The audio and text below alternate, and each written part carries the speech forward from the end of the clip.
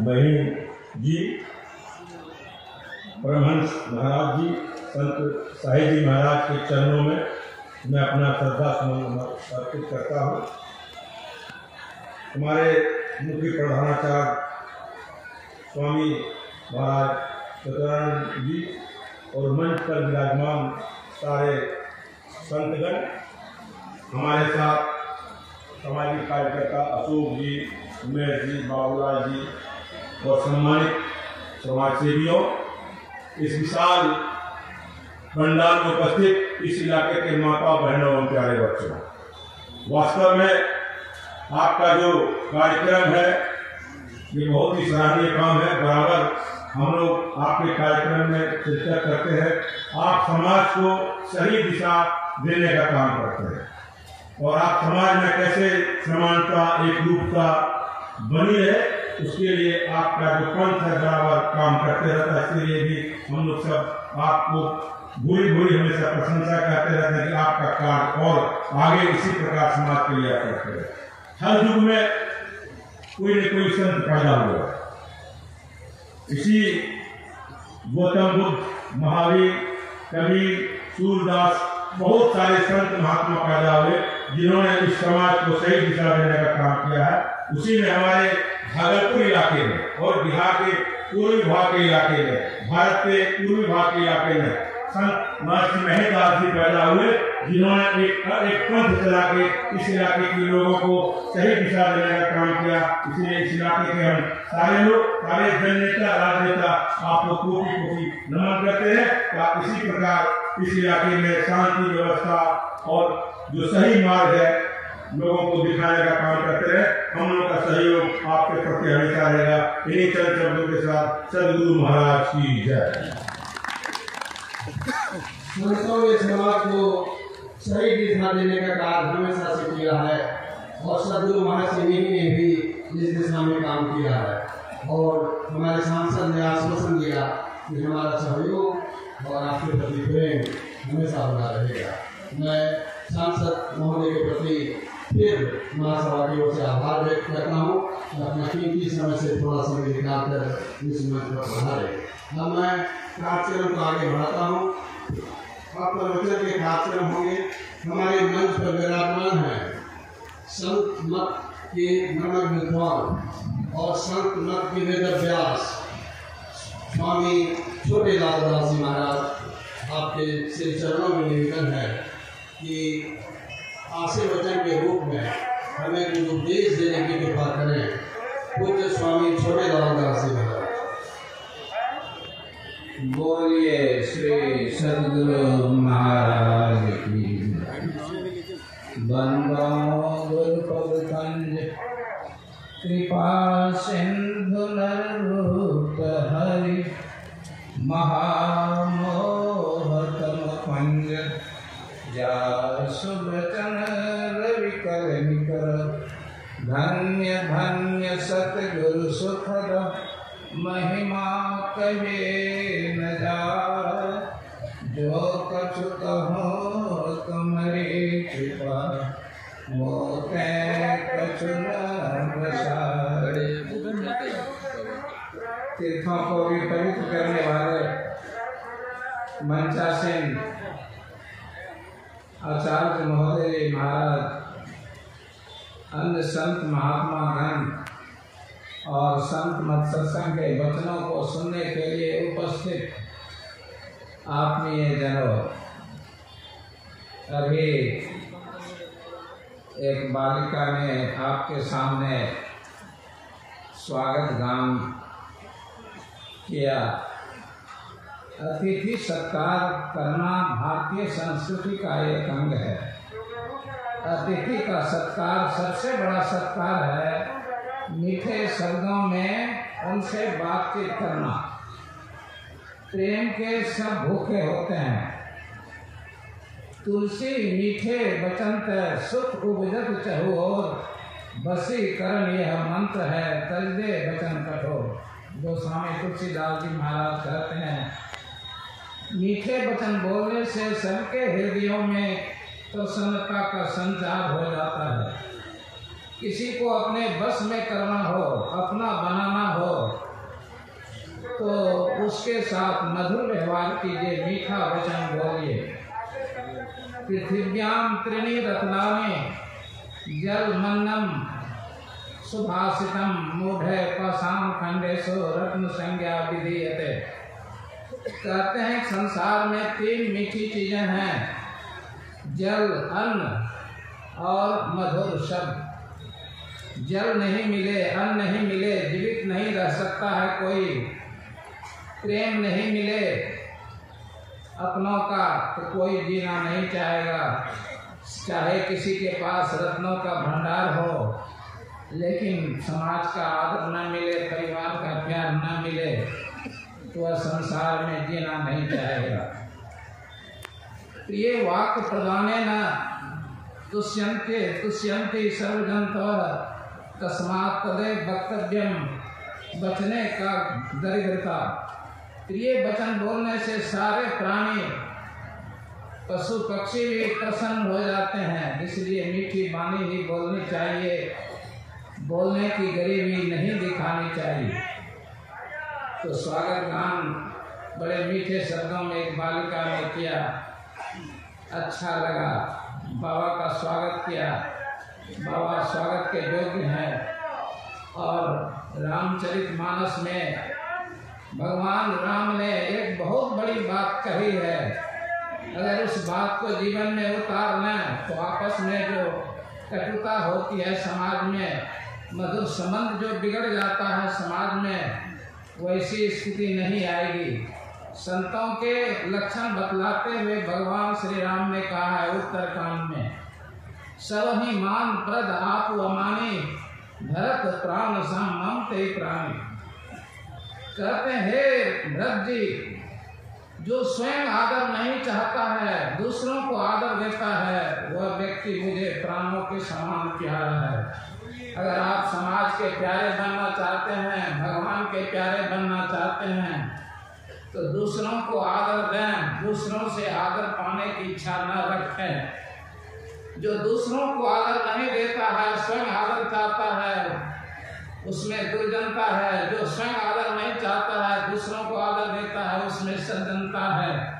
इस बात को हम लोगों को याद रखना चाहिए। समाज में प्रतिष्ठा को लेकर झगड़ा हुआ करता है। हम बड़े को आदर दें, बड़े हमें स्नेह दें, तो आपसी मधुर संबंध बना रहेगा। तो हमारे पूज्य आचार्य जी महोदय दूसरों का आदर करते हैं, स्वयं आदर नहीं चाहते हैं। मुझ जैसे छोटे व्यक्ति को भी, छोटे भाई को भी स्नेह देते हैं। हम दोनों के बीच कभी 50 वर्षों से हम इनके संपर्क में हैं, कभी कोई कटुता नहीं आई। इनका प्यार, इनका स्नेह अमृत के समान मीठा लगता है। इनके याद करने पर मैं बोला हुआ आ गया, मैं कहीं जाता नहीं हूँ। बोलिए श्री सद्गुरु महाराज की जय। बिहार में 2 सबसे बड़े रामचरितमानस के अध्येता हुए, एक हुए हमारे गुरुदेव महर्षि नेमी परमानंद जी महाराज और एक अंजनी नंदन शरण। गुरु महाराज जीवन भर रामचरितमानस पढ़ते रहे या पढ़वा कर सुनते रहे। इतने प्रेमी थे, सर्वाधिक प्रिय ग्रंथ गुरुदेव का रामचरितमानस था। रामचरितमानस ने गुरुदेव को संतत्व की प्राप्ति करा दी। इन्होंने ये परीक्षा दे रहे थे, एंट्रेंस की परीक्षा हॉल में कॉपी पर लिखते लिखते इनके अंदर वैराग की भावना जग गई और इन्होंने रामचरितमानस की एक चौपाई, एक अर्धाली लिख दी। दे धरे कर यही पर भाई, भजिए राम सब काम बिहाई। और निकल गए, लिखकर निकल गए तो फिर संसार की ओर मुड़े नहीं, वैराग के पथ पर आरूढ़ हो गए। गुरुदेव ने रामचरितमानस का अध्ययन जो किया, उसका लाभ संसार के लोगों को पहुंचाया। रामचरितमानस सारस्वतिक संसार के सामने है, बड़ी सूक्ष्म व्याख्या है। रामचरितमानस में भी जब मानस ज्ञान दृश्य योग सर्व साधना की चर्चा है, इसे गुरु महाराज ने पग पग पर दिखाया है। तो रामचरितमानस एक अद्भुत ग्रंथ है। ऐसा ग्रंथ आज तक किसी भी देश और भाषा में नहीं लिखा गया है। इसने बहुत लोक प्रसिद्धि प्राप्त की है। इसके मार्ग पर चलकर बहुत लोगों ने अपने जीवन को बनाया है। रामचरितमानस का प्राण क्या है? नरधा भक्ति। अगर नरधा भक्ति को निकाल दिया जाए तो रामचरितमानस सार शून्य हो जाएगा। महाभारत से गीता को निकाल दिया जाए तो वह सार शून्य हो जाएगा। तो अरण्य कांड से निकाल दिया जाए नरधा भक्ति को, रामचरितमानस शून्य हो जाएगा। और जीवन का उद्देश्य क्या है यह बतलाता है श्री राम का पूर्ण उद्देश्य, जिसका पाठ अभी हुआ बड़े भाग मानो संपावा। इस पाठ में बतलाया गया है मनुष्य जीवन का उद्देश्य है मोक्ष की प्राप्ति करना, विशेष सुख की प्राप्ति करना नहीं। आहार निद्रा भय मैथुन च समान में तत्पस्वित नराणाम ज्ञानम नराणाम अधिकं विशेषो ज्ञाने हीना पशु समाना। चार बातें पशुओं में भी और मनुष्यों में भी बात होती हैं। भोजन करना, नींद लेना, संतान पैदा करना और भय करना। अगर हम लोगों में मनुष्य में ज्ञान की विशेषता नहीं हो तो हम पशु स्तर पर आ जाएंगे। पशु स्तर से हमें ऊपर उठने का प्रयास करना चाहिए। देखिए ये मानव शरीर बड़े भाग मानुष सन पावा, सुर दुर्लभ सब ग्रंथ निगावा। मनुष्य का शरीर बड़े भाग से मिला है। क्या हमारे भाग से मिला है? क्या हमारे पुण्य के प्रभाव से मिला है? नहीं। कबहू के करे करुणा न देही देख ईश बिनो हेत सने ही। 84 लाख योनियों में हम भ्रमण कर रहे थे। किसी समय ईश्वर की कृपा हो गई। अहित की कृपा करने वाले भगवान ईश्वर ने हमें मनुष्य का शरीर दे दिया। इस मनुष्य का शरीर मिल गया, यह हमारा बड़ा भाग्य है। और मनुष्य शरीर मिलने के बाद सत्संग भी हमें मिल गया। सत्संग भी कैसे मिलता है? हमारे भाग से मिलता है? नहीं, यह भी ईश्वर की कृपा से मिलता है। बिनु सत्संग विवेक न होई, राम कृपा बिनु सुलभ न सोई। सत्संग करने से विवेक की प्राप्ति होती है। सार सार सत्य सत धर्म असत धर्म, उचित अनुचित को समझने की शक्ति प्राप्त होती है। और यह सत्संग कैसे मिलता है? राम कृपा बिनु सुलभ न सोई। राम की कृपा होती है तब सत्संग मिलता है। दूसरी जगह भी भगवान शिव ने कहा है गिरजा संत समागमा समन लाभ कछुआम, बिनु हरि कृपा न होई सो गावहि वेद पुराण। वेद पुराण गाते हैं। सत्संग जिससे अधिक लाभ और किसी वस्तु से नहीं मिलता है वह हरि की कृपा से प्राप्त होती है।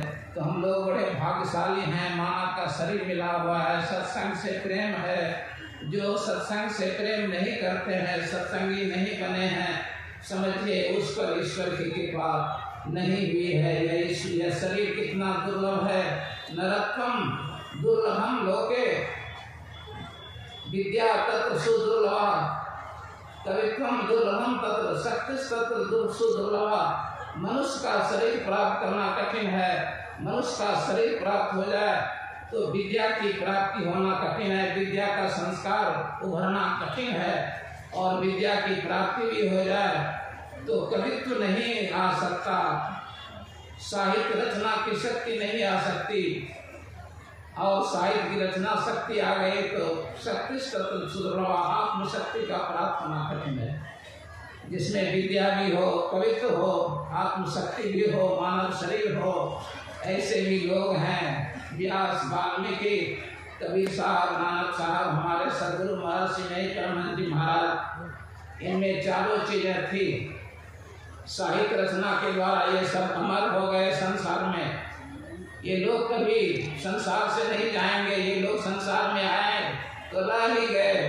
शरीर छूट गया लेकिन इनकी चर्चा हो रही है, गुणगाथा गाई जा रही है।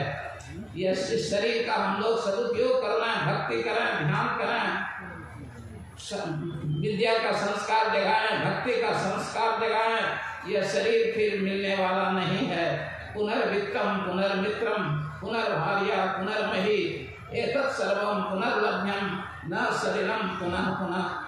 कहते हैं आपका कोई मित्र था, आपका त्याग कर दिया, आपको दूसरा मित्र मिल सकता है। आपके पास संपत्ति नहीं थी, छूट गई संपत्ति, नष्ट हो गई, कभी संपत्ति प्राप्त हो सकती है। आपकी पत्नी मर गई या भाग गई, दूसरी पत्नी हो सकती है। आपकी जमीन जायदाद किसी ने हड़प ली, राज्य हड़प लिया, जमीन जायदाद फिर मिल सकती है, राज्य मिल सकता है। एतत् सर्वम पुनर्लभ्यम, ये सब फिर प्राप्त हो सकते हैं।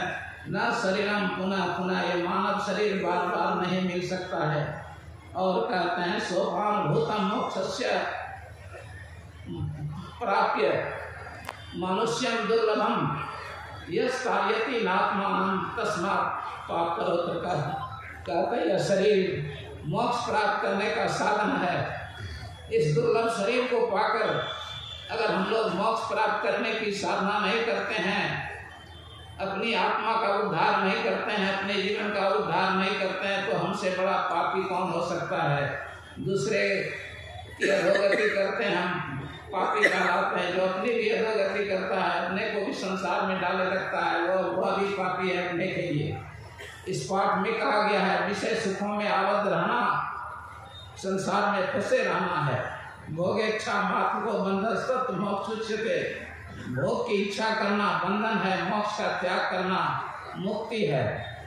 बद्धो ही वासना बद्धो मोक्ष स्यात् वासना क्षय, वासना संपरित्यज्य मोक्षार्थित्वमपि तृतीय। कहते हैं कि जो संसार जो वासना से इच्छा से बंधा हुआ है वही बंधा हुआ है, जो वासना से छूट जाता है वह मुक्त हो जा सकता है। विष और विषय में कितना अंतर है। कहते हैं विषस्य विषयानाम दुर्मत्यंत मंत्रम उभुक्तम विषम हंति विषयास्मरणादपि। कहते हैं विष और विषय में क्या अंतर है। विष खाने पर आदमी मरता है, लेकिन विषय का स्मरण करने से ही आदमी मर जाता है। तो हमें मोक्ष की प्राप्ति करनी है, जीवन का निर्माण करना है, तो हम विषयों का सेवन कम करें, जितना आवश्यक उतना ही सेवन करें। ईश्वर भक्ति में ध्यान लगाएं, गुरु की भक्ति करें, अच्छे मार्ग पर चलें, इसी में हमारा जीवन का उद्धार है। बोलिए श्री सद्गुरु महाराज की। अभी हम पूज्य स्वामी छोटेलाल दास जी महाराज से आशीर्वचन सुन रहे। हमारे प्रिय छोटेलाल बाबा संत मत में विद्वता के, ज्ञान के और तपस्या के मानक हैं। आपसे संत मत का साहित्य समृद्ध हुआ और हमारा गौरव बढ़ा। आपने कहा कि रामचरितमानस ने गुरुदेव को संतत्व की प्राप्ति कराई। रामचरितमानस सार सटीक में सूक्ष्म व्याख्या हुई है ध्यान और योग की, मुक्ति की। और महाभारत से गीता और रामचरितमानस से अगर नाथा भक्ति को निकाल दिया जाए तो वह सार शून्य हो जाएगा। बहुत सारी बातें आपने कही, सभी बातें अंगीकृत करने लायक है। हमारी प्रार्थना है कि आप लंबी आयु और स्वस्थ जीवन जिएं और सभी दिशाओं में संस्था को समृद्ध करने का जो आपका ये प्रयास चल रहा है और वो जारी रहे, यही सद्गुरु महाराज से प्रार्थना है। अब मैं अपने प्रधान आचार्य श्री से निवेदन करता हूँ कि ये अपार जनसमूह इस मंच की ओर आपकी अमृत वाणी सुनने के लिए बैठी है, उन्हें उपकृत करने की कृपा करें। पूज्य प्रधान आचार्य श्री महर्षि चतुरानंद जी महाराज।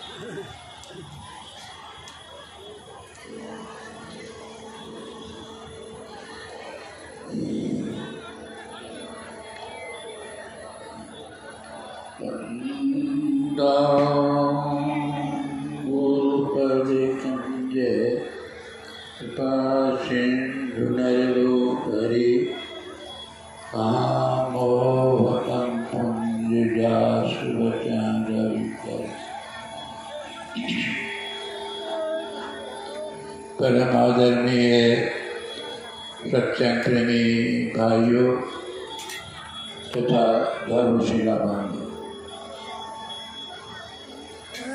मैं देखता हूँ कि लोग इधर से उधर जो है बीच में घूम रहे हैं। कार्यकर्ता को चाहिए कि ये घूमना बंद करे, क्योंकि ये सत्संग में विघ्न पैदा करता। अभी रामचरितमानस का पाठ, आप समय समय पर संत और भगवंत का अवतार कुछ न कुछ विशेष उद्देश्य होता है। भगवान राम का अवतार त्रेता युग में, भगवान कृष्ण का अवतार द्वापर युग में, और शांति का हर युग। उद्देश्य जब जब हुई धर्म की हानि, बाढ़े असुर अधम अभिमानी, तब तब लय